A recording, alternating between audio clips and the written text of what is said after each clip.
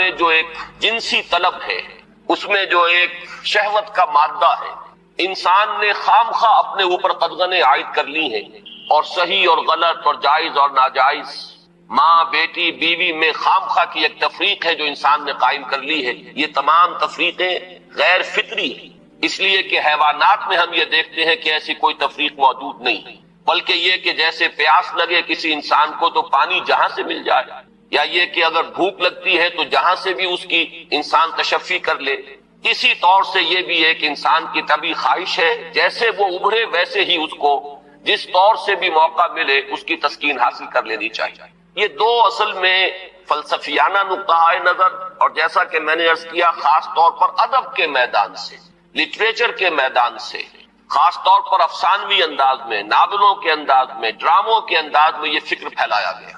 یہ فکر ہے کہ جس نے مغرب کی تہذیب کا جو یہ سماجی عنصر ہے اسے واقعتاً یہ ہے کہ ایک سنڈاس بنا کر رکھ دیا ہے۔ جیسا کہ میں نے عرض کیا کہ ویسے تو پورے یورپ میں اور اسی کا عکس ہے اس وقت پوری دنیا میں اس تہذیب کے اثرات موجود ہیں، لیکن یہ کہ درجات ہیں، تو درجے کے اعتبار سے دیکھا جائے تو غالباً برطانیہ کا معاشرہ اور اس کے ساتھ یہ اسکینڈینیوین کنٹریز جو ہیں یہ اس معاملے میں اس وقت پوری نوع انسانی کے امام شمار کیے جا سکتے ہیں۔ مجھے چونکہ امریکہ بھی جانے کا اتفاق ہوتا رہتا ہے تو میں نے یہ محسوس کیا کہ امریکی معاشرہ ابھی اس اعتبار سے بہت پیچھے ہے۔ یورپ کو اس میں پیش قدمی کا اور امامت کا شرف حاصل ہو چکا ہے، اور خاص طور پر یورپ میں بھی یہ تین ممالک جو ہیں یہ بہت آگے نکل گئے۔ چنانچہ شرم اور حیا نام کی کسی شے کا کوئی وجود وہاں نہیں ہے، عصمت و عفت کا کوئی تصور موجود نہیں۔ معلوم ہوتا ہے کہ یہ چیزیں انسان کی لغت کی میں سے خارج ہو چکی ہیں، اس کے سوچ کے دائرے سے باہر ہو چکی ہیں، اور اسی کا سب سے بڑا مظہر یہ ہے کہ آپ کو معلوم ہوگا کہ برطانیہ میں بھی یہ قانون منظور ہو چکا ہے، اور اسکینڈینیوین کنٹریز میں بھی، کہ دو مردوں کی شادی بھی ہو سکتی ہے، دو مرد لیگلی قانونی طور پر شوہر اور بیوی کی حیثیت سے رہ سکتے ہیں، قانون انہیں تسلیم کرے گا یہ شوہر ہے اور یہ بیوی ہے۔ اب اس درجے پرورشن، اس درجے فطرت انسانی کا مسخ ہو جانا، یہ چیز کہ جو ناقابل قیاس ہے، لیکن یہ کہ بالفعل دنیا کے اندر یہ موجود ہے۔ اور پچھلے دنوں جب مجھے اتفاق ہوا جانے کا سویڈن، تو وہاں معلوم ہوا کہ ایک پاکستانی بھی ہیں، ایک سرحد کے رہنے والے صاحب، جنہوں نے کہ ایک لڑکے سے وہاں شادی کی ہوئی ہے، اور قانونی اعتبار سے وہ میاں اور بیوی کی حیثیت سے وہاں مسلم طور پر زندگی گزار رہے ہیں۔ یہ جو معاملہ ہے، مجھے زیادہ صدمہ جس بات کا ہوا وہ اس پہلو سے کہ اس معاشرے کی جو اچیومنٹس ہیں، جو انہوں نے خوبیاں حاصل کی، ہمارا معاشرہ جو ہے ان کے بارے میں تو سوچنے کو بھی تیار ہے۔ مثلاً یہ کہ سیاسی سطح پر مساوات، معاشی کفالت کا اصول کہ کوئی شخص وہاں بھوکا نہیں رہ سکتا، ہر شخص کی گویا کہ کفالت جو ہے وہ ریاست کے ذمہ ہے۔ وہ باتیں جو اسلام نے دی تھی، جو حضرت عمر فاروق رضی اللہ تعالیٰ عنہ کے سے قول منسوب ہے کہ اگر دجلہ و فرات کے کنارے کوئی کتا بھی بھوکا پیاسا مر گیا تو عمر قیامت کے دن ذمہ دار ہوگا۔ یہ نقشہ واقعہ ہے، تسلیم کرنا پڑتا ہے کہ ان لوگوں نے اس چیز کو آج کی دنیا میں بالفعل حاصل کر کے دکھایا ہے۔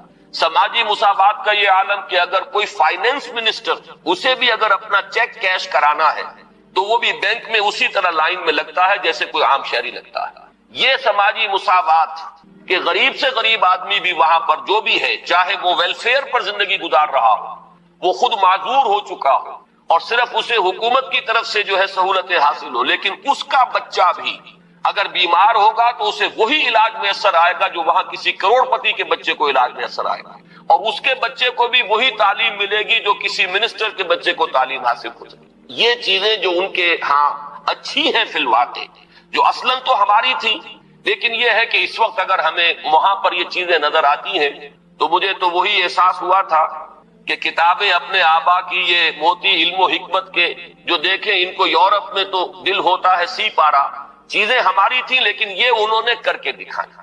بدقسمتی ہماری یہ ہے کہ ان چیزوں کے بارے میں تو ابھی ہمارے ہاں کوئی سوچ نہیں، ادھر پیش قدمی کا کوئی امکان نہیں۔ ہم سینکڑوں کوس دور ہیں اس سے کہ اس قسم کے کوئی ہم معاشرتی ارتقاء جو ہے اس کے بارے میں سوچ بھی سکتے، لیکن جو ان کی گندگی ہے جس نے کہ ان کو تباہ کر کے رکھ دیا، خاندانی نظام ٹوٹ پھوٹ کر رہ گیا، جیسا کہ میں نے عرض کیا کہ شرم اور حیا جو ہے وہ ان کے لغت سے خارج ہو چکے ہیں، عصمت و عفت کے الفاظ بے معنی ہو چکے ہیں، یہ وہ گندگیاں ہیں کہ جن کو اپنے اس معاشرے کے اندر لانے کے لیے ہمارے ہاں ایک طبقہ ہے کہ جو پورے طور پر فعال ہے، اگرچہ عددی اعتبار سے اس کی کوئی حیثیت نہیں، وہ ایک بہت ہی حقیر اقلیت ہے، لیکن معنوی حیثیت ہے، اخبارات میں ان کے مضامین چھپتے ہیں، وہ دانشور شمار ہوتے ہیں، سرکاری حلقے جو ہیں وہ ان کو سپورٹ کرتے ہیں، ذرائع ابلاغ جو ہے ان تک ان کی رسائی ہے، لہذا اس معاشرے میں تیزی کے ساتھ یہ چیزیں جو ہیں وہ سرایت کرتی چلی جا رہی ہیں۔ بہرحال اس تمہید کے بعد اصلاً مجھے جس موضوع پر گفتگو کرنی ہے میں اس کی طرف آ رہا ہوں۔ میں جہاں تک پردہ اور زنا کے استیصال کے لیے جو دوسری تدابیر اسلام نے اختیار کی ہیں، جہاں تک اس کا تعلق ہے اس پر انشاءاللہ علیحدہ کسی موقع پر تقریر کروں گا۔ آج کے لیے میں نے طے کیا ہے کہ صرف اس مسئلے کو اچھی طرح ہم تھریش کریں، دیکھیں کہ واقعتاً نظریہ مساوات مرد و زن اس میں کوئی حصہ درست ہے یا نہیں ہے، تو کون سا ہے۔ ہمارے سامنے کسوٹی اور معیار جو ہے وہ اللہ کی کتاب ہے، اس کے رسول صلی اللہ علیہ وسلم کی سنت ہے۔ ہمیں ان دونوں چیزوں کے حوالے سے دیکھنا ہے کہ اس نظریے میں صداقت کا ایلیمنٹ کتنا ہے اور دھوکہ اور فریب کا حصہ کتنا ہے۔ میں سب سے پہلے تو یہ عرض کروں گا کہ اسلام بھی دو سطحوں پر عورتوں اور مردوں کے درمیان کامل مساوات کا قائل ہے، لیکن ایک تیسری سطح وہ ہے کہ جس پر وہ ایک فرق کرتا ہے، درجہ بندی کرتا ہے۔ ان دونوں کو علیحدہ علیحدہ سمجھ لینا چاہیے۔ پہلی سطح جس پر کہ اسلام عورت اور مرد کے درمیان کامل مساوات کا قائل ہے وہ شرف انسانیت ہے۔ مرد بھی انسان ہے، عورت بھی انسان ہے۔ جو شرف انسانیت ہے اس میں مرد اور عورت برابر کے شریک ہیں۔ اگر کسی کے ذہن میں یہ تصور ہے کہ عورت کا وجود ایک گھٹیا وجود ہے، عورت ایک کمتر وجود کی حامل ہے، تو یہ خالص غیر قرآنی اور غیر اسلامی نقطہ نظر ہے۔ بدقسمتی سے بعض دوسرے معاشروں کے اثرات ہمارے ذہنوں میں بھی آ گئے ہیں۔ خود عیسائی معاشرے کا بنیادی تصور یہ تھا کہ عورت ہے ہی گناہ کی گٹھڑی، مجسم برائی، یہ ایو سے ایول کا لفظ بنا ہے۔ حضرت حوا کے لیے ان کے ہاں لفظ ایو ہے، اور ایو سے ایول ہے، ایول برائی کو کہتے ہیں، یعنی یہ کہ عورت کا تو سارا وجود ہی سرتاسر برائی ہے۔ یہ چیزیں کچھ مختلف ذرائع سے ہمارے ذہنوں میں بھی آئی ہیں۔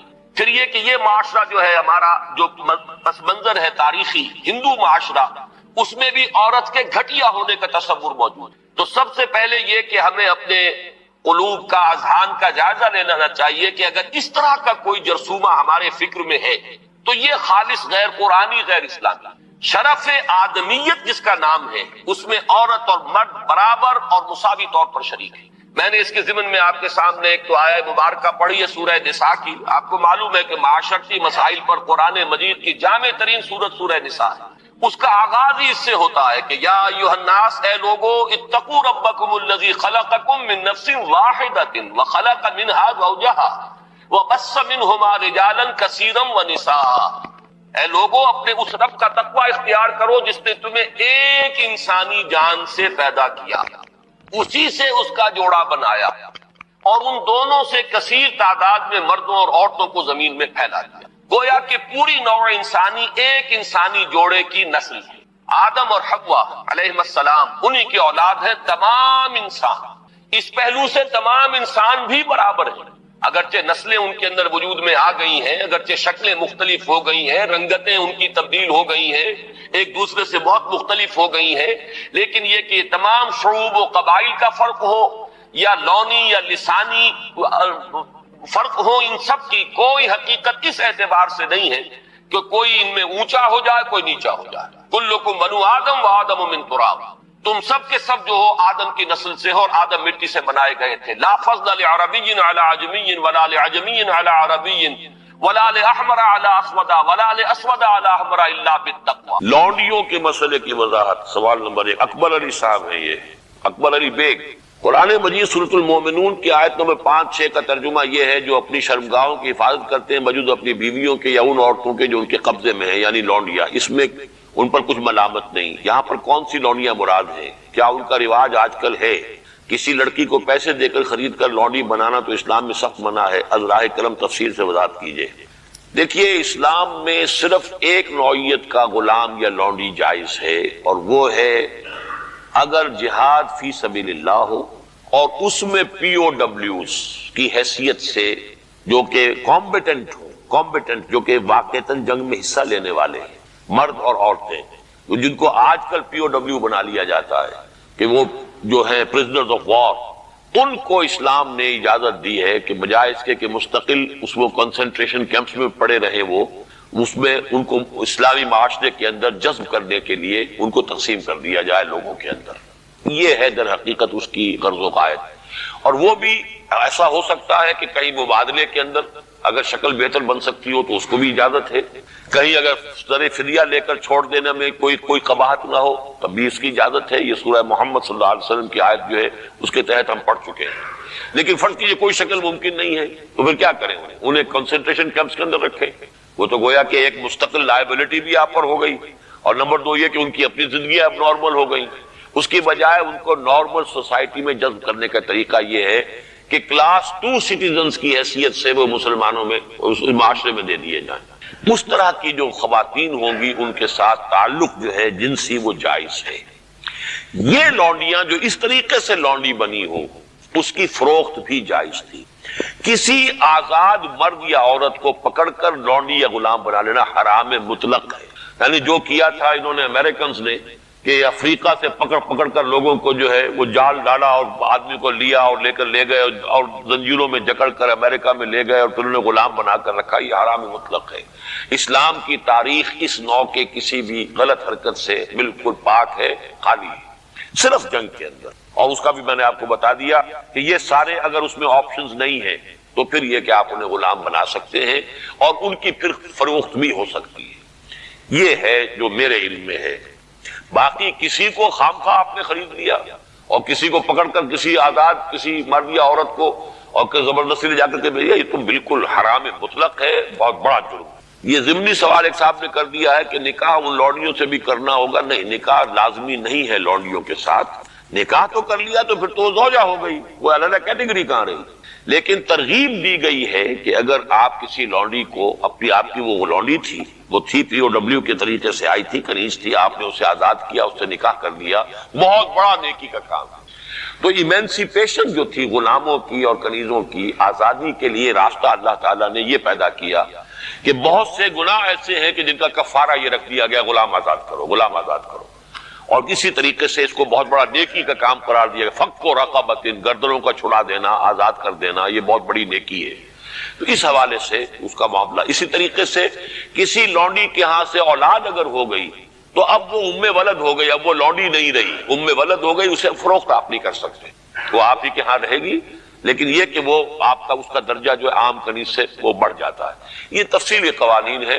اصولی سوال جہاں تک تھا اس کے حد تک میں نے عرض کر دیا ہے کہ اسلام میں یہ راستہ اب بھی کھلا ہے، اور اس کی حکمت کیا ہے اس پر میں بھی بہت غور کرتا رہا، اس لیے کہ بظاہر تو عام خاص طور پر آج کل کے حالات میں یہ چیز جو ہے ذہن انسان کا اس کو قبول نہیں کرنے کو تیار ہوتا کہ اس طرح کا معاملہ بھی ہونا چاہیے۔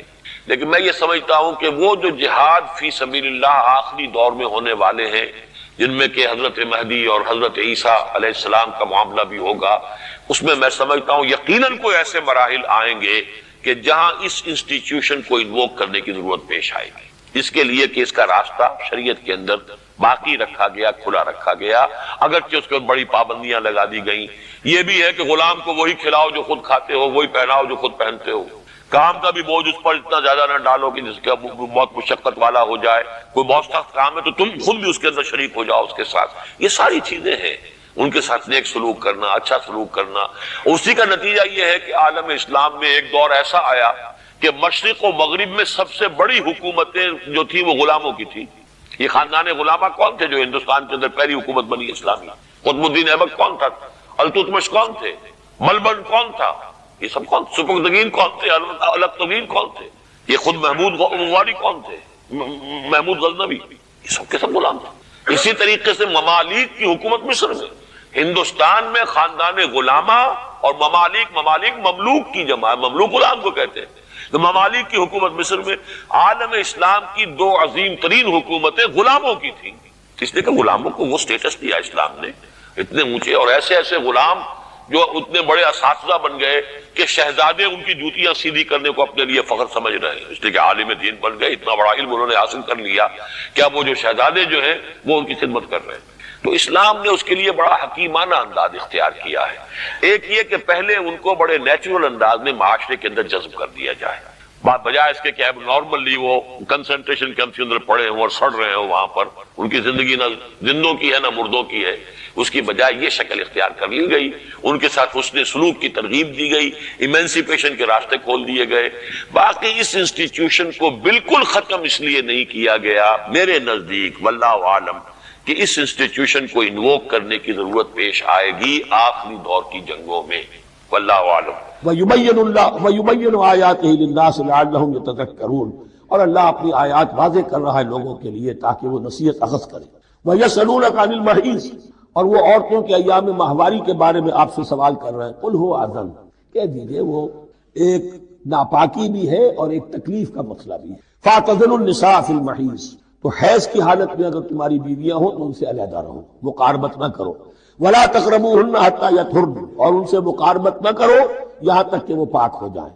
فَإِذَا تَطَهَّرْنَ، اور جب وہ خوب پاک ہو جائیں، فَأْتُوهُنَّ مِنْ حَيْثُ أَمَرَكُمُ اللَّهُ، تو اب ان کی طرف جاؤ جو بھی تمہیں تعلق قائم کرنا ہے کرو، جہاں سے کہ تمہارے رب نے تمہیں حکم دیا، اللہ نے حکم دیا۔ یہ اللہ کا حکم کیا ہے؟ یہ ہے امر طبیعی، ہر انسان جانتا ہے، ہر حیوان کو معلوم ہے، وہ طبیعی شے ہے۔ لیکن یہ کہ اب عورتوں کے ساتھ بھی اگر انسان جو ہے وہ لواطت کا فعل شروع کر دے، قوم عمل لوط، تو ظاہر بات ہے کہ عمل قوم لوط تو وہ چیز جو ہے غلط ہے، وہ حرام ہے۔ یہ تو اللہ تعالیٰ نے جو بھی تمہاری فطرت میں ڈالا ہے راستہ، وہ در حقیقت من حیث امرکم اللہ، ان اللہ یحب التوابین ویحب المتطہرین، یقیناً اللہ محبت کرتا ہے بہت توبہ کرنے والوں سے اور بہت پاک بازی اختیار کرنے والوں سے، ان ناپاک چیزوں سے دور رہنے۔ نساؤکم حرث لکم، تمہاری بیویاں تمہارے لیے کھیتیوں کے مانند ہیں، جیسے کھیت میں بوتے ہو، فصل کاٹتے ہو، بیویوں کے ذریعے سے اللہ تعالیٰ تمہیں اولاد عطا کرتا ہے۔ فاتو حرثکم انا شئتم، تو جو بھی کھیتی والی جگہ ہے ادھر تم جاؤ جدھر سے جاؤ، یعنی اس میں یہ ہے کہ کوئی رکاوٹ نہیں ہے، وہ داہنی طرف سے بائیں طرف سے جدھر سے بھی ہو، لیکن ہو وہ فرض کے اندر، وہ وقت کے اندر معاملہ نہ ہو۔ فاتو حرثکم انا شئتم وقدموا لانفسکم، اور اپنے آگے کے لیے سامان کرو، یعنی اپنی اولاد۔ انسان جو ہے بڑھاپے کے لیے اس کا ایسٹ بنتی ہے اس کی اولاد۔ آج تو دنیا اولاد سے بھاگتی ہے، لیکن ایک زمانے میں تو اولاد جو ہے وہ عصائے پیری شمار ہوتی تھی۔ وَقَدِّمُوا لِأَنفُسَكُمْ وَاتَّقُوا اللَّهَ وَاعْلَمُوا أَنَّكُمْ مُلَاقُوهُ، اور اللہ سے کا تقوی اختیار کرو۔ اب یہ آپ دیکھیں گے کہ جو حکم بھی شریعت کا آئے گا بار بار تکرار کے ساتھ جو ہے اس میں تو تقوی کا ذکر بار بار آئے گا کہ ایک قانون ہے اس کی قانونیت ہے، ایک ہے تقوی۔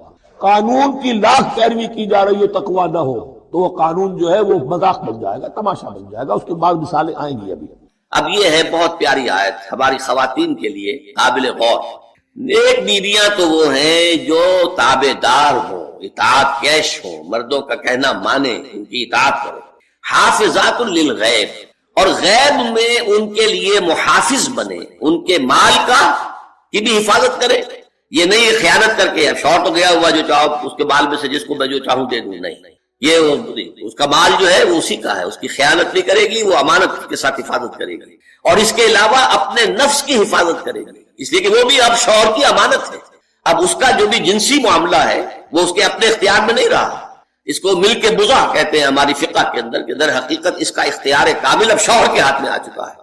اس کے جنسی اعضاء جو ہے وہ شوہر کے کنٹرول میں، مل کے بزا، ملکیت گویا کہ اس کی ہے، لہذا اس میں کوئی خیانت اگر وہ کر رہی ہے تو وہ بھی اس کے خلاف ہو جائے گا۔ فالصالحات قانتات، تو نیک بیویاں وہ ہوتی ہیں جو تابع دار ہو، فرما بردار ہو، اور غیب میں یعنی شوہروں کی عدم موجودگی میں جبکہ وہ موجود نہیں ہے حفاظت کرنے والی ہوں، اور وہ حفاظت مال کی بھی اور ان کا اپنے نفس کی بھی۔ اور یہ کام آسان نہیں ہے، آپ کو معلوم ہے۔ شوہر کبھی 4 مہینے کے لیے باہر چلا گیا ہے، کبھی 1 سال کے لیے باہر چلا گیا ہے۔ عورت کے لیے اپنے نفس کو تھامے رکھنا، اپنے جنسی خواہشات کو، فرض کی جوان عورت ہے، اس کی بھی تو نفسانی خواہشات ہیں، تو آسان کام نہیں ہے۔ یہی وجہ ہے، آپ کے علم میں ہوگا کہ واقعہ بڑا عجیب پیش آیا تھا، اس کو بیان کرتے ہوئے شرم بھی آتی ہے۔ حضرت عمر رضی اللہ تعالیٰ عنہ اپنی رات کے گشت میں ایک مکان کے پاس سے گزر رہے تھے، تو انہوں نے سنا کہ ایک عورت جو ہے وہ بڑے درد بھرے الفاظ میں کچھ گا رہی ہے۔ اگر مجھے اللہ اور اس کے رسول کا فرق کا خوف نہ ہوتا تو تم دیکھتے کہ اس وقت میری چارپائی جو ہے چرچرا رہی ہو۔ تو اس پر حضرت عمر جو ہے وہ دم تنبہ ہوا کہ ہمارے لوگ جو ہیں جہاد پر جاتے ہیں، سال بھر تک واپس نہیں آتے، تو اس سے تو سوسائٹی کے اندر بہت زیادہ جو ہے ایک اندیشہ اور خطرہ پیدا ہو جائے گا۔ تو انہوں نے اب دیکھیے یہ بات بھی کہ دین میں کوئی شرم اور حیا اس معاملے میں نہیں ہے، کہ اپنی بیٹی سے پوچھا، حضرت حفصہ سے، اب وہ بیٹی بھی ہے اور ام المومنین بھی ہے، حضور کی اہلیہ ہے تو ام المومنین ہے، لہذا حضرت عمر کے لیے بھی ماں کے درجے میں ہے، اگرچہ ہے حضرت عمر کی صاحبزادی۔ کہ تم مجھے بتاؤ حفصہ ایک عورت زیادہ سے زیادہ کتنے عرصے تک صبر کر سکتی؟ اور کوئی قباحت محسوس نہیں کی حضرت حفصہ رضی اللہ تعالی عنہا نے، کا 4 مہینے۔ تو پھر انہوں نے یہ آرڈر نافذ کر دیا، کوئی مجاہد 4 مہینے سے زیادہ جو ہے وہ بحث پر نہ رہے، لازماً وہ آئے چھٹی لے کر اور وہ گھر پہنچے۔ آپ اس کی روشنی میں دیکھیے جو کچھ ہمارے ہاں ہو رہا ہے، امارات میں جو لوگ کام کرتے ہیں، سعودی عرب میں کام کرتے ہیں، باہر کے ممالک میں کام کرتے ہیں، جوان بیویوں کو یہاں چھوڑ جائے، پھر جو قصے ہوتے ہیں، جو سکینڈلز ہوتے ہیں، پھر جب وہ شوہر صاحب تشریف لاتے ہیں تو وہ دیور اور بیوی جو ہے مل کر اسے قتل کرتے ہیں، اس لیے کہ یہاں تو دنیا بدل چکی ہے، دیور کی اور بھابھی کے رشتہ کچھ اور ہی بن چکا ہے، لہذا وہ قتل بھی کرتے ہیں، مال بھی سارا لے لیتے ہیں۔ یہ ساری خبریں آپ اخبارات میں پڑھتے ہیں، یہ کیوں ہے؟ فطرت کے خلاف ایک طرز عمل آپ اختیار کر رہے ہیں، یا تو اپنی فیملیز کو ساتھ لے کر جائیں گے، یا یہ ہے کہ پھر یہ وقفہ کا جو ہے معاملہ زیادہ، میں سمجھتا ہوں اس حدیث کے بعد جو حضرت عمر کا فیصلہ تھا 4 مہینے کا، اس سے زائد جو ہے باہر سٹے کرنا، اپنے گھر نہ آنا، ایک اعتبار سے گناہ کے درجے کی بات ہو جائے گی۔ علیکم بسنتی و سنت الخلفاء الراشدین المہدیین، تمہارے ذمے ہے میری سنت بھی اور خلفائے راشدین جو ہے میری ان کی سنت۔ یبین آیاتہ للناس لعلہم یتذکرون، اور اللہ اپنی آیات واضح کر رہا ہے لوگوں کے لیے تاکہ وہ نصیحت اخذ کریں۔ وَيَسْأَلُونَكَ عَنِ الْمَحِيضِ، اور وہ عورتوں کے ایام ماہواری کے بارے میں آپ سے سوال کر رہے ہیں، قُلْ هُوَ أَذًى، کہہ دیجئے وہ ایک ناپاکی بھی ہے اور ایک تکلیف کا مسئلہ بھی ہے۔ فَاعْتَزِلُوا النِّسَاءَ فِي الْمَحِيضِ، تو حیض کی حالت میں اگر تمہاری بیویاں ہوں تو ان سے علیحدہ رہو، مقاربت نہ کرو۔ وَلَا تَقْرَبُوهُنَّ حَتَّى يَطْهُرْنَ، اور ان سے مقاربت نہ کرو یہاں تک کہ وہ پاک ہو جائیں۔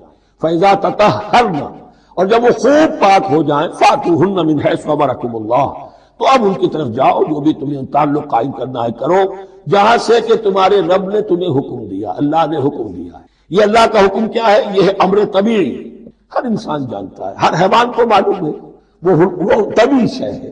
لیکن یہ کہ اب عورتوں کے ساتھ بھی اگر انسان جو ہے وہ لواطت کا فعل شروع کر دے، قوم عمل لوط، تو ظاہر بات ہے کہ عمل قوم لوط تو وہ چیز جو ہے غلط ہے، وہ حرام ہے۔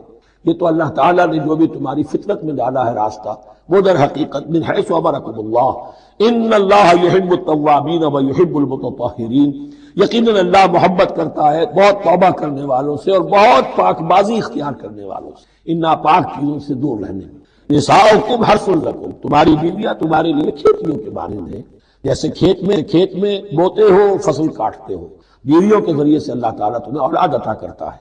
فاتو حرثکم انا شئتم، تو جو بھی کھیتی والی جگہ ہے ادھر تم جاؤ جدھر سے جاؤ، یعنی اس میں یہ ہے کہ کوئی رکاوٹ نہیں ہے، وہ داہنی طرف سے بائیں طرف سے جدھر سے بھی ہو، لیکن ہو وہ فرض کے اندر، وہ وقت کے اندر معاملہ نہ ہو۔ فاتو حرثکم انا شئتم وقدموا لانفسکم، اور اپنے آگے کے لیے سامان کرو، یعنی اپنی اولاد۔ انسان جو ہے بڑھاپے کے لیے اس کا ایسٹ بنتی ہے اس کی اولاد۔ آج تو دنیا اولاد سے بھاگتی ہے، لیکن ایک زمانے میں تو اولاد جو ہے وہ عصائے پیری شمار ہوتی تھی۔ وَقَدِّمُوا لِأَنفُسَكُمْ وَاتَّقُوا اللَّهَ وَاعْلَمُوا أَنَّكُمْ مُلَاقُوهُ، اور اللہ سے کا تقوی اختیار کرو۔ اب یہ آپ دیکھیں گے کہ جو حکم بھی شریعت کا آئے گا بار بار تکرار کے ساتھ جو ہے اس میں تو تقوی کا ذکر بار بار آئے گا کہ ایک قانون ہے اس کی قانونیت ہے، ایک ہے تقوی۔ قانون کی لاکھ پیروی کی جا رہی ہے، تقوی نہ ہو تو وہ قانون جو ہے وہ مذاق بن جائے گا، تماشا بن جائے گا۔ اس کے بعد مثالیں آئیں گی ابھی۔ وَاتَّقُوا اللَّهَ وَاعْلَمُوا أَنَّكُمْ مُلَاقُوهُ، اور اللہ کا تقوی اختیار کرو اور جان لو تمہیں اس سے مل کر رہنا ہے، حاضر ہونا ہے اس کے جناب میں۔ وَبَشِّرِ الْمُؤْمِنِينَ، اور اے نبی اہل ایمان کو بشارت دے دیجئے۔ وَلَا جُنُبًا إِلَّا عَابِرِي سَبِيلٍ حَتَّى تَغْتَسِلُوا، اسی طریقے اگر تم حالت جنابت میں ہو، اگر اپنی بیویوں سے تم نے وہ تعلق قائم کیا ہو، مباشرت کی ہو، یا یہ کہ اور کسی اور طرح کی اسی کوئی احتلام وغیرہ کی شکل ہو گئی ہو، تب بھی تم نماز کے قریب نہ جاؤ، حتیٰ تغتسلوا، جب تک کہ غسل نہ کر لو۔ الا عابر سبیل، اس کے بارے میں بہت سے قول ہیں، لیکن یہ جو آگے بات بیان ہو رہی ہے اس میں آ جائے گا کہ ہاں سفر کی حالت میں اس غسل کی پابندی پر جو ہے وہ نرمی کی گئی ہے اور اس میں تیمم کی اجازت دی گئی۔ وَإِن كُنتُم مَرْضَىٰ، اور اگر تم ہو بیمار، او علی سفر، آدمی مریض ہے، نہانے میں اندیشہ ہے، بخار بہت تیز ہے یا کچھ اور ہے معاملہ ہے، او علی سفر، یہ سفر میں ہے، او جاء احد منکم من الغائط، یا یہ کہ تم میں سے کوئی جو ہے قضاء حاجت کے بعد آیا ہے، او لامستم النساء، یا تم نے عورتوں کے ساتھ مباشرت کی ہے، فلم تجدوا ماء، اور تم پانی نہ پاؤ، یعنی یہ تمام صورتیں کہ جس میں غسل واجب ہے یا یہ کہ وضو واجب ہے، تو ان دونوں صورتوں میں سے اگر بیماری راستے میں حائل ہے، سفر میں ہونے کی وجہ سے پانی نہیں ہے، یا کوئی اور وجہ ایسی ہے کہ پانی ہے دستیاب نہیں ہے، فَتَيَمَّمُوا صَعِيدًا طَيِّبًا، تو تیمم کر لیا کرو.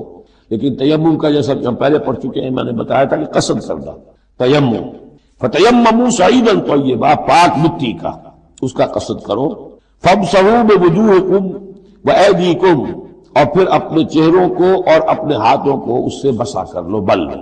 ان اللہ کان عفوا غفورا، یقیناً اللہ تعالی عفو ہے، بہت معاف کرنے والا. یہی لفظ ہے جو حضرت عائشہ سے جو مروی ہے دعا لیلۃ القدر کی، اللہم انک عفو تحب العفو فاعف عنی، اے اللہ تو عفو ہے، تو ہے ہی معاف فرمانے والا. ان اللہ کان عفوا غفورا، اللہ معاف فرمانے والا بخشنے والا ہے. اب یہاں تک تو یہ سلسلہ آپ نے دیکھ لیا. زنا کے قریب تک نہ پھٹکو، یہ نہیں کہا کہ لا تزنو، نہیں، قریب تک نہ پھٹکو. جیسے کہ یہ فیصلہ آباد کا ہمارا گول چکر ہے اور 8 بازار آ رہے ہیں. اب کوئی سرکاری پروگرام یہ ہے کہ اس گول چکر تک، چوک تک کوئی بھی جلوس نہ پہنچے، تو 8 بازاروں کو بند کرو گے نا. لہذا دور دور تک اللہ تعالیٰ نے وہ حدیں لگا دی ہیں کہ زنا کی ترغیب نہ ہو، زنا کے راستے جو ہے وہ مسدود ہو جائے. یہ اس دور کی انٹلیکچوئل خیانت، ڈس آنیسٹی کا سب سے بڑا معاملہ ہے. جدید نفسیات کا بابا آدم مانا جاتا ہے فرائڈ، اور فرائڈ کے نزدیک انسان کے محرکات عمل میں سب سے زیادہ طاقتور، سب سے زیادہ پوٹنٹ سیکس ہے.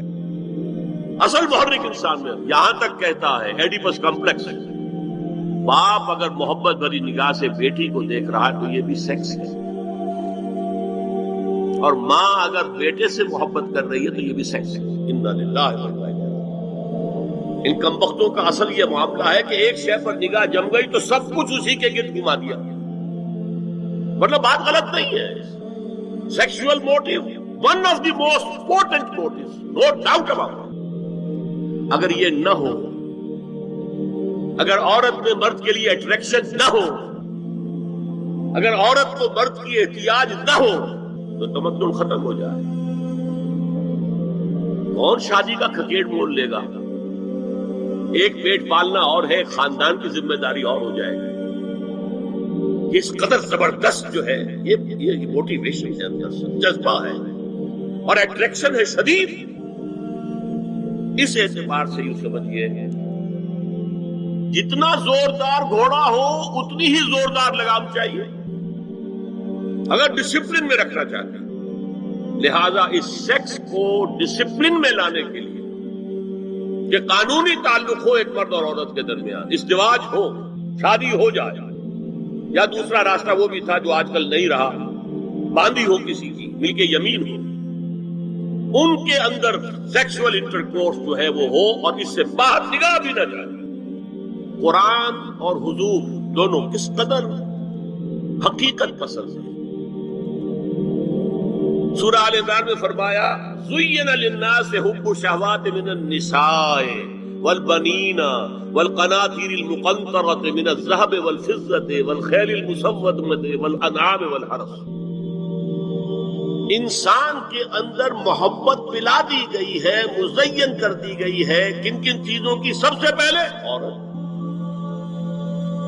سب سے امپورٹنٹ موٹیو عورت، پھر بیٹے، پھر ڈھیروں مال، سونا چاندی، اعلیٰ گھوڑے، نشان زدہ، اور مال مویشی اور کھیتی. لیکن سب سے پہلے زُيِّنَ لِلنَّاسِ حُبُّ الشَّهَوَاتِ مِنَ النِّسَاءِ وَالْبَنِينَ وَالْقَنَاطِيرِ الْمُقَنطَرَةِ مِنَ الذَّهَبِ وَالْفِضَّةِ وَالْخَيْلِ الْمُسَوَّمَةِ وَالْأَنْعَامِ وَالْحَرْثِ. اسی طرح دیکھیے حضور صلی اللہ علیہ وسلم فرماتے ہیں، یہ مسند احمد میں بھی حدیث ہے اور حاکم اور بیہقی نے بھی، عن انس ابن مالک رضی اللہ تعالی عنہ قال قال رسول اللہ صلی اللہ علیہ وسلم حبب الی النساء والطیب وجعلت قرۃ عینی فی الصلاۃ. اس تمہاری دنیا میں سے مجھے 3 چیزیں محبوب کر دی گئی. حب الیہ، نمبر 1 نساء. کوئی جھجک کی ہے آپ نے بیان کرنا؟ ہم شاید یہ جملہ کہتے ہوئے جھجکیں گے، اللہ کا رسول نہیں. حقیقت ہے اس کا اعتراف کرو. بہت مضبوط موٹیو، اس میں کوئی شک نہیں، کوئی شک نہیں، کوئی شک نہیں. حبب الی النساء والطیب، خوشبو. وجعلت قرۃ عینی فی الصلاۃ، اور میرے آنکھوں کی ٹھنڈک نماز میں ہے. اسی طرح خود قرآن میں سورہ احزاب میں جب حضور سے کہا گیا کہ اب بس جتنی شادیاں ہو چکی تھیں آپ نے کر لی ہے، اب آئندہ نہ کیجیے، وہاں بھی صاف الفاظ آئے ہیں. اللہ کو بھی واللہ لا یستحیی من الحق، اللہ کو حق بات کہنے میں کوئی حیا یا کوئی جھجک نہیں ہے. وَلَوْ أَعْجَبَكَ حُسْنُهُنَّ، اے نبی چاہے عورتوں کا حسن جو ہے وہ آپ کو بھلا لگے، لیکن اب آئندہ شادی نہیں. یہ میں تائید کر رہا ہوں فرائض کی. اس گدھے نے جو آگے تک پہنچا دیا ہے معاملہ وہ ہے غلط. بنیادی بات صحیح ہے، قرآن مجید کے مطابق ہے کہ سیکس موٹیو بہت سخت ہے، بہت زوردار ہے. حضور کی حدیث ہے ان اللہ كتب علی ابن آدم حظہ من الزنا ادرک ذلک لا محالہ. اللہ تعالیٰ نے ہر انسان کا زنا میں ایک حصہ لکھ دیا ہے جو اس کو پہنچ کر رہے گا. فزنا العین النظر، آنکھوں کا زنا ہے نامحرم عورت کو دیکھنا، یہ بھی زنا ہے. اگر زنا کو روکنا ہے تو یہاں پر بھی قدغن لگے گی. ایک جگہ آیا ہے حدیث میں النظر سہم، یہ تیر ہے. یہ نظر جو ہے نگاہوں کے تیر، یہ تو آپ شاعری کے اندر بھی اور گانوں کے اندر بھی نگاہوں کے تیر سنتے ہیں کہ نہیں سنتے؟ النظر سہم، یہ تیر ہے. وزن اللسان النطق یا منطق، زبان کا زنا ہے کسی عورت سے گفتگو کر کے چٹخارے لینا. عورت کی آواز میں بھی ایک روج ہے، حسن ہے. اللہ تعالیٰ نے اسے سراپا ایسا بنایا ہے کہ مرد کے لیے اس کی ہر شے کے اندر اٹریکشن ہے، اس کی آواز میں اٹریکشن ہے. والنفس تمنا وتشتہی، اور باقی رہ گیا نفس، وہ تمنا کرتا ہے کہ اب میں اس سے آگے بھی بڑھوں اور زنا بھی کر لوں. والفرد یصدق ذلک کلہ اور یکذب، لیکن یہ ہو بھی سکتا ہے نہیں بھی ہوتا، لیکن یہ زنا تو کر چکا تھا. کان کا زنا اس نے کر لیا، آنکھ کا زنا اس نے کر لیا، زبان کا زنا اس نے کر لیا. تو زنا کا روک تھام زنا کی جو ہمارے معاشرتی اہداف کے اندر بہت اہم ہے، بہت اہم ہے، بہت اس کی منفی نفسیات ہوگی، کبھی مثبت نفسیات ہوگی.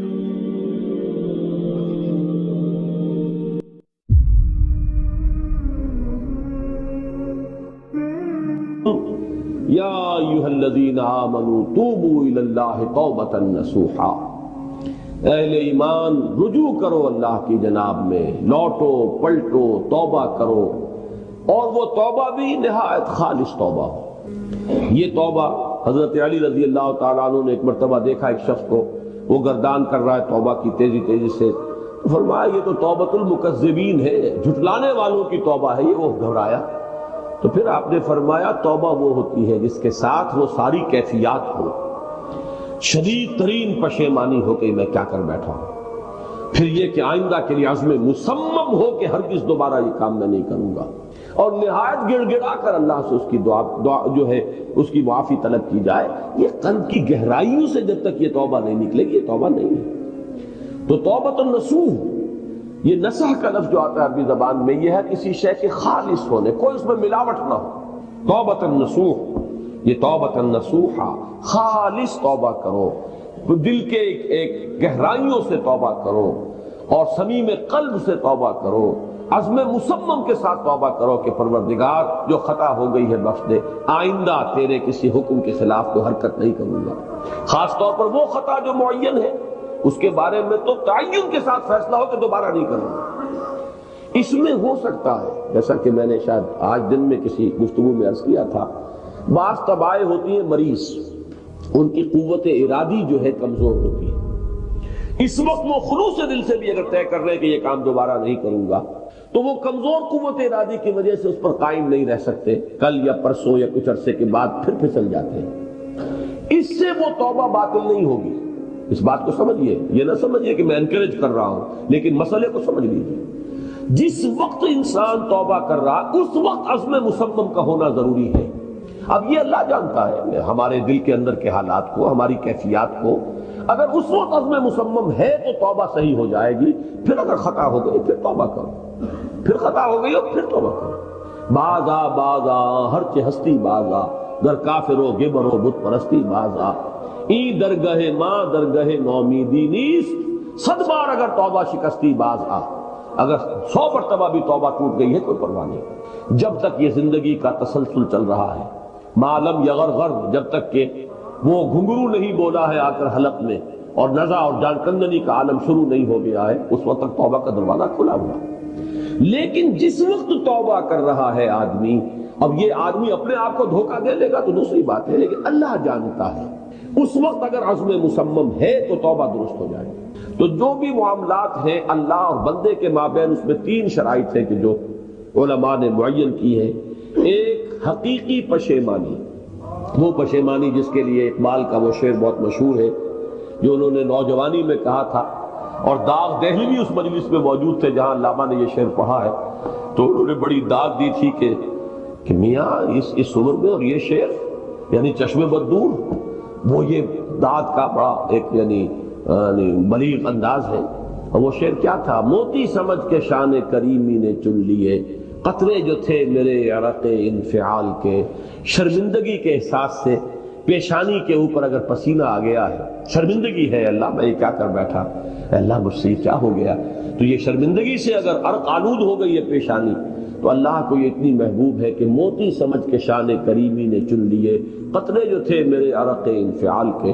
حدیث میں یہ مضمون آیا ہے، اللہ کو کتنی خوشی ہوتی ہے اپنے بندے کے توبہ سے۔ بائبل کی ایک سٹوری جو ہے دی پروڈیگل سن، وہ آپ کو یاد ہوگی کہ ایک شخص کے کئی بیٹے تھے، اکثر جو تھے سارے بڑے فرما بردار، بڑے عمدہ، سعادت مند کام کرنے والے، ایک تھا نٹکھٹ قسم کا شریر، وہ اپنی دولت بھی بٹوا کے لے گیا، اور پھر وہ بہت سال کے بعد آیا ہے تو سخت یعنی فقیری کے اور قلاشی کے عالم میں باپ نے واقعی سب سے توجہ ہٹا کر اپنی ساری محبت کا برکت پھر اس بچے کو بنا لیا، اپنے بیٹے کو۔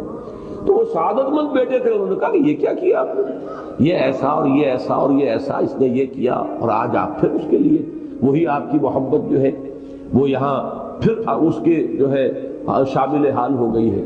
تو انہوں نے کہا کہ تم دیکھتے نہیں کہ اگر کوئی چرواہا ہو اور اس کی اگر 100 بھیڑیں اور بکریاں ہیں، تو اگر کوئی بھیڑیا کسی ایک بکری کو اٹھا کر لے جائے تو وہ 99 کو چھوڑ کر اس کے پیچھے بھاگتا ہے اس کو بچانے کے لیے۔ جو میرے ہیں وہ تو ہے ہی ہے، جو مجھ سے دور چلا گیا تھا وہ اگر لوٹ کر آیا ہے تو در حقیقت یہ ہے میری توجہ کا اور میری محبت کا سب سے زیادہ مستحق۔ یہی معاملہ اللہ کا، یہ در حقیقت ایک پیرابل ہے، ایک کہانی ہے جس میں اللہ کی وہ شفقت جو ہے اپنے گناہگار بندوں کے جو شامل حال ہوتی ہے جب وہ توبہ کرتے ہیں، جس کے لیے حدیث میں آخری بات بیان کر دی گئی کہ تصور دیا گیا ہے کہ ایک لق و دق سے راہ میں ایک شخص سفر کر رہا تھا، ایک ہی اونٹنی سواری کی، اسی پر اس کا راشن بھی تھا، پانی بھی تھا۔ تھوڑی دیر کے لیے وہ ایک درخت کے سائے میں بیٹھا سستانے کے لیے، دھوپ کی تمازت سے بچنے کے لیے، تو ذرا بیٹھا بیٹھا اونگ گیا۔ اب جو آنکھ کھلی تو دیکھا کہ اونٹنی غائب ہے، اس کا سفر کا ذریعہ وہی، پانی اسی پر، راشن اسی پر، گویا کہ کل زندگی کا ذریعہ جو ہے وہ اونٹنی تھی اس کی۔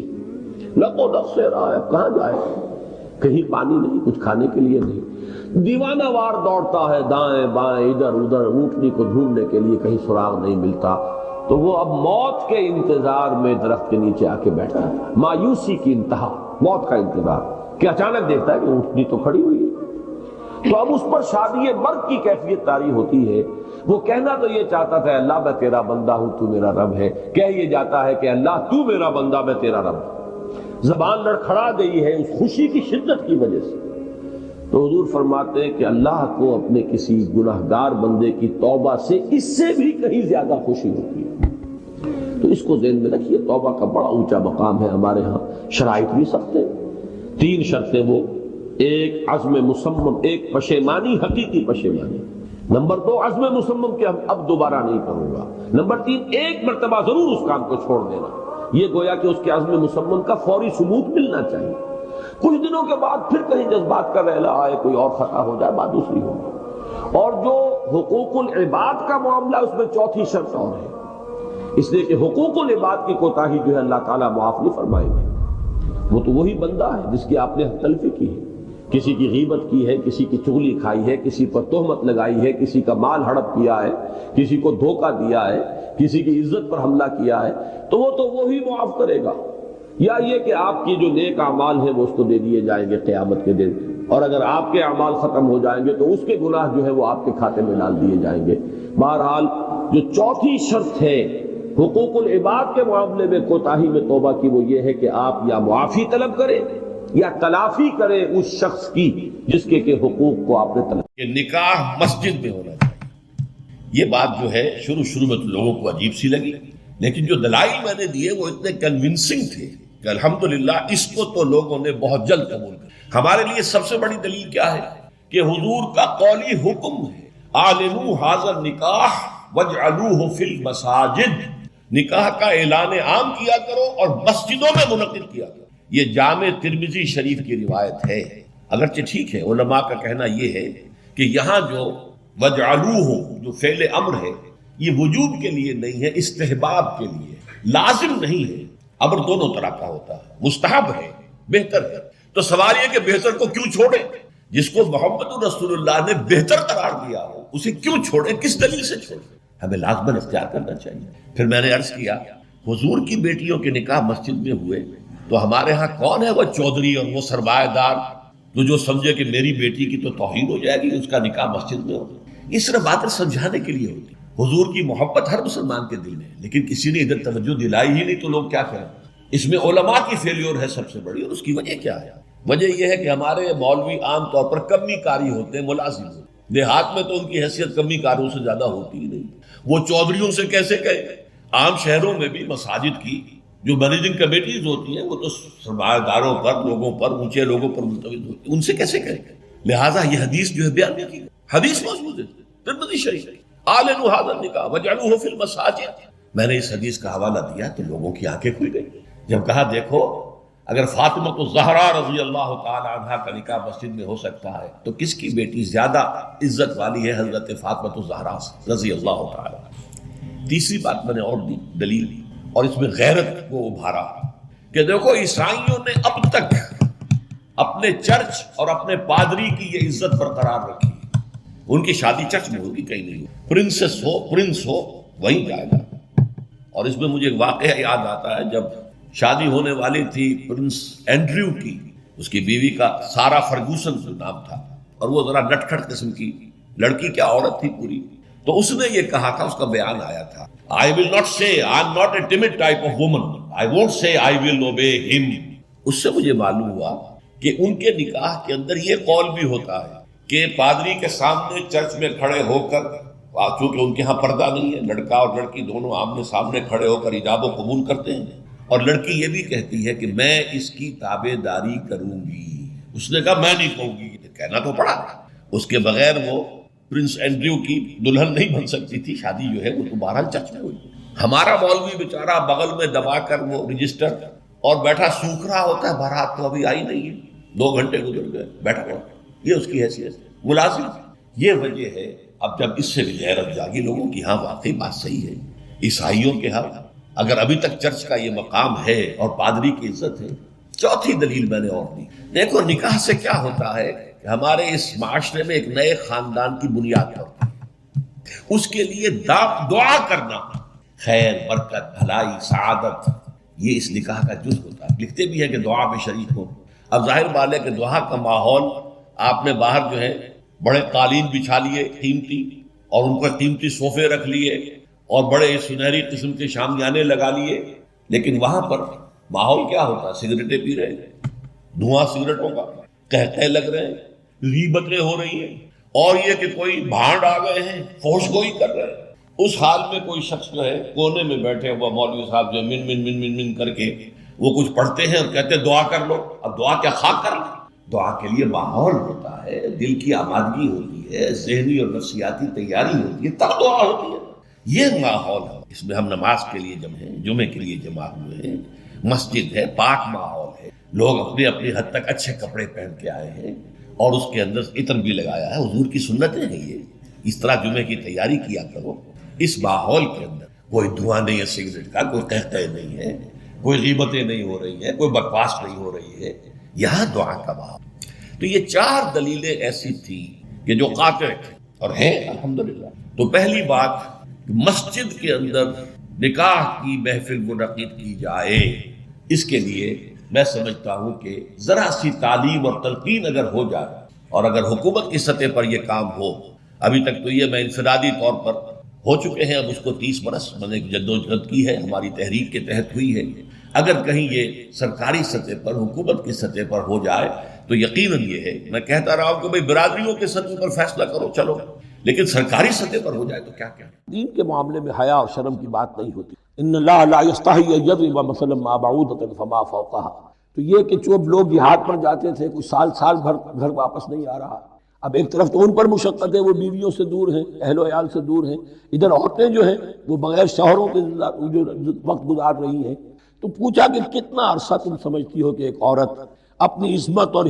عفت کو سنبھال کر اپنے شوہر کا انتظار کر سکے؟ تو حضرت حفصہ نے کہا 4 ماہ، اور میں سمجھتا ہوں شاید انہوں نے اسی پر کہا ہو کہ یہ معلق رکھنے کا حکم بھی قرآن مجید میں جو ہے زیادہ سے زیادہ اس کی مہلت 4 مہینے ہے۔ قرآن و سنت کی روح سے تصویر کشی حرام ہے، تو یہ آپ کے سامنے جو اتنے بڑے بڑے ویڈیو کیمرے گھوم رہے ہیں یا ٹی وی پر آپ کی جو تصویر آ رہی ہے، آیا یہ صحیح ہے یا اچھا ہے؟ یہ سوال کر لیا۔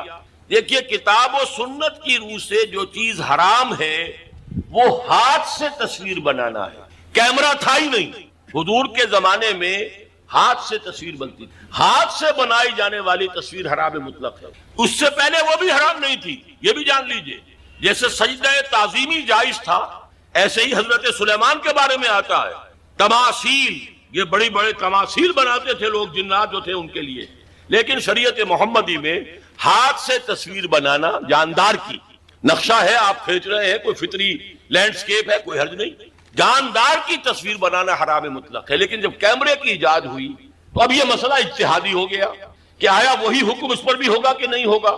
عالم عرب کے علماء جو ہیں چوٹی کے، وہ اس کے قائل ہیں کہ اس پر اس حکم کا اطلاق نہیں ہوتا، ہاتھ سے بنانے والی تصویر پر ہوگا۔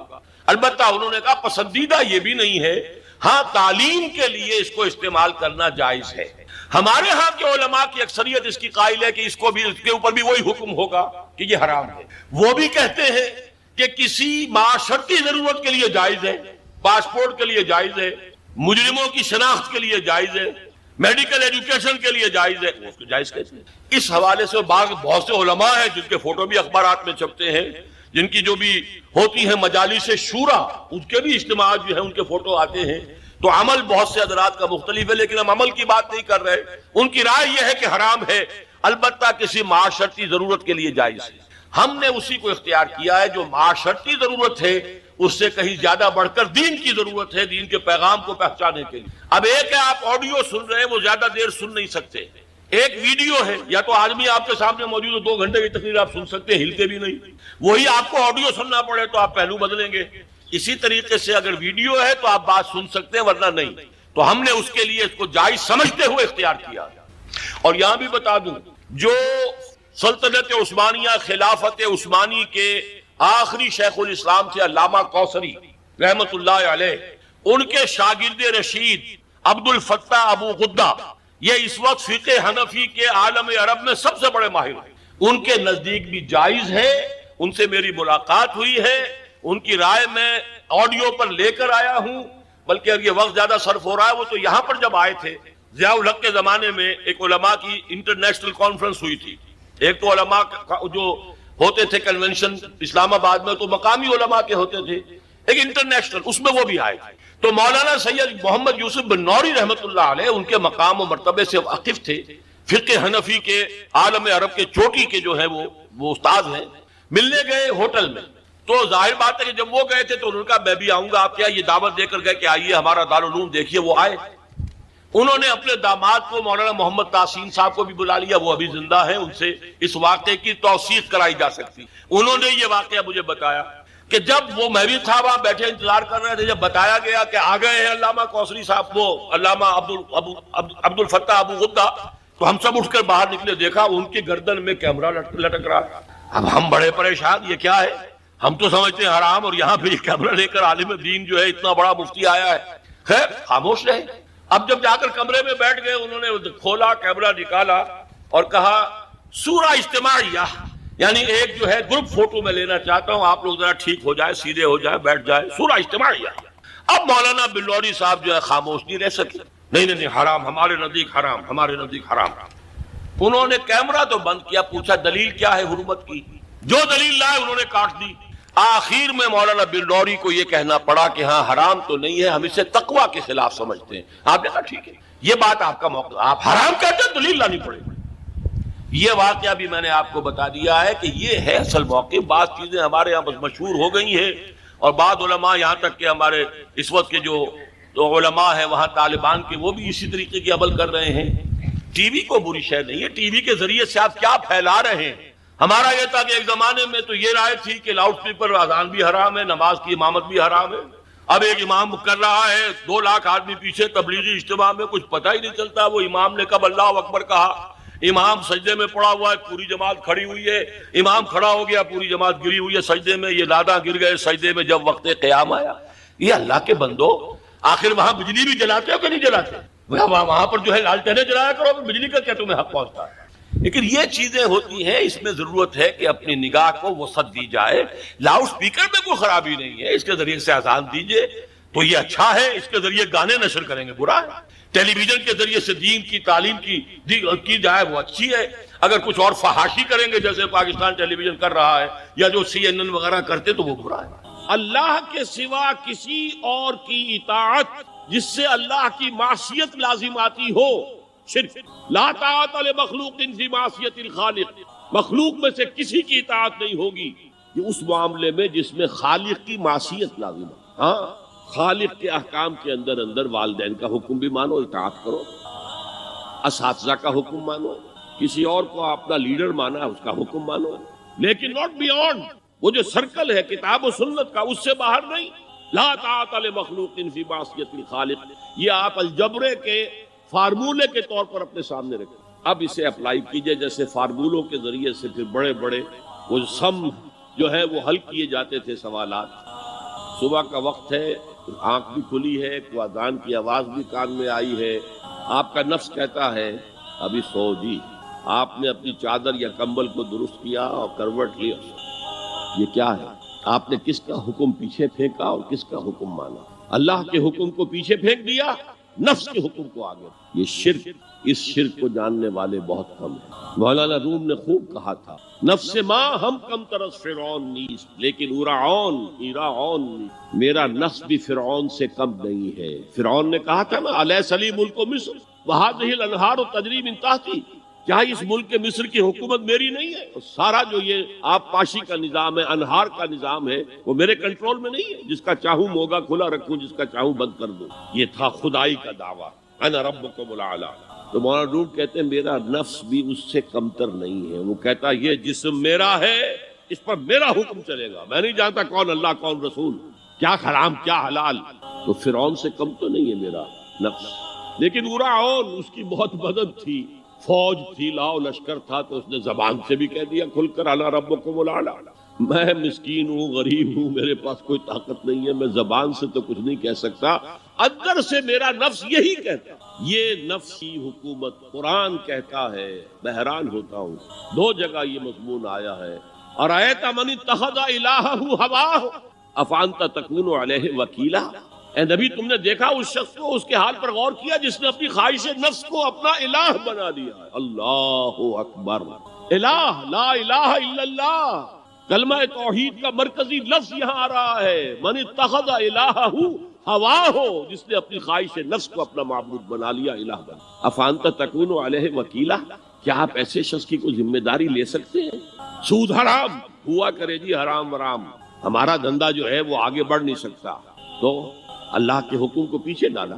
نفس کے تقاضے کو آگے رکھا. کون معبود ہے آپ؟ نام عبداللہ رکھیے، نام عبد الرحمان رکھیے، ہے عبد النفس، نفس کے بندے، نفس کے غلام. یہ میں نے یوں سمجھیے کہ جیسے میں نے ہجرت اور جہاد کی ڈیفینیشنز کی تھی. ہجرت کا بیس کیا ہے؟ پوچھا کہ ایو الہجرت افضل ہو یا رسول اللہ، اے اللہ کے رسول بتائیے سب سے اعلیٰ ہجرت کون سی ہے، افضل؟ فرمایا ان تہجر ما کرہ ربک، ہر اس چیز کو چھوڑ دو جو تمہارے رب کو پسند نہیں. آج رات ہی سے آپ ہجرت شروع کر سکتے ہیں. جائزہ لیجئے کیا کیا چیزیں میری زندگی میں خلاف شریعت ہیں جو اللہ کو ناپسند ہے. فیصلہ کیجئے کہ آج کے بعد نہیں ہوگی. ہجرت شروع ہو گئی، افضل الہجرہ، سب سے افضل ہجرت شروع ہو گئی. لیکن ٹاپ پر لے جائیے تو یہ ہجرت جب اللہ کے دین کو قائم کرنے کی جدوجہد اس مرحلے پر آ جائے کہ اب باطل کے ساتھ ٹکراؤ ہے اور اب چاہیے کہ ساری قوت ایک مرکز پر جمع ہو جائے، ہجرت فرض کر دی گئی. وہ ہجرت گھر بار چھوڑ کر، اہل و عیال کو چھوڑ کر، اور مکے کے بھیڑیوں کے رحم و کرم پر چھوڑ کر اپنے گھر والوں کو جو لوگ ہجرت کر کے آئے. حکم تھا، ہجرت مدینہ فرض تھی، ہجرت حبشہ فرض نہیں تھی. صرف اجازت تھی کہ جن سے سختیاں نہیں جھیلی جا رہی مزید وہ چلے جائیں. تو ہجرت کا یہ ابتدائی نقطہ، انتہا یہ جہاد. المجاہد من جاہد نفسہ، جہاد تو یہاں سے شروع ہو گیا، اپنے نفس کے خلاف جہاد کرنا. صبح نفس نے کہا ابھی سو جاؤ، آپ نے نفس کی بات کو رد کیا، اپنا کمبل اٹھا کے پھینکا، اٹھے، وضو کیا، نماز کے لیے آپ مسجد چل دیے. آپ نے جہاد کیا نفس کے خلاف. یہ افضل الجہاد ہے. اور سب سے چوٹی اوپر یہ ہے کہ جب وہ حق و باطل کی جنگ ہو تو جان ہتھیلی پر رکھ کر میدان میں حاضر ہو جائے.